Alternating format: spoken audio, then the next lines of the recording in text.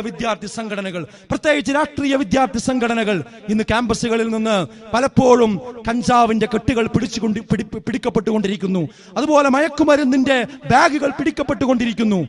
എന്നിട്ട് അവസാനം അതിന് സുരക്ഷയ്ക്കെത്തുന്നതാരാ?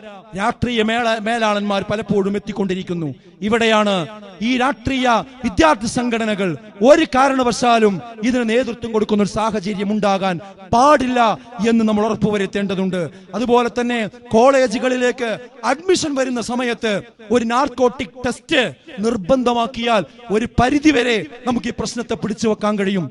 കോളേജിൽ അഡ്മിഷൻ എടുക്കണമെങ്കിൽ കേരളത്തിലെ അത് ഗവൺമെന്റ് കോളേജുകളാകട്ടെ സ്വകാര്യ കോളേജുകളാകട്ടെ എവിടെയൊക്കെ അഡ്മിഷൻ കിട്ടണമോ ആ അഡ്മിഷൻ കിട്ടണമെങ്കിൽ ഇത്ര കാലയളവിനുള്ളിൽ ലഹരി സാധനങ്ങൾ, മയക്കുമരുന്ന് സാധനങ്ങൾ ഉപയോഗിച്ചിട്ടില്ല എന്ന കൃത്യമായ ഒരു സർട്ടിഫിക്കറ്റ് പ്രൊഡ്യൂസ് ചെയ്യുന്നത് ഒരു വ്യവസ്ഥയാക്കി മാറ്റണം. അത് വിദ്യാലയങ്ങളിൽ മാത്രമല്ല, ജോലി എടുക്കുന്ന സ്ഥാപനങ്ങളിലുമൊക്കെ അങ്ങനെ വന്നു കഴിഞ്ഞാൽ ഒരുപാട് ആളുകൾ ഇതിൽ നിന്ന് പിറകോട്ട് നിൽക്കും.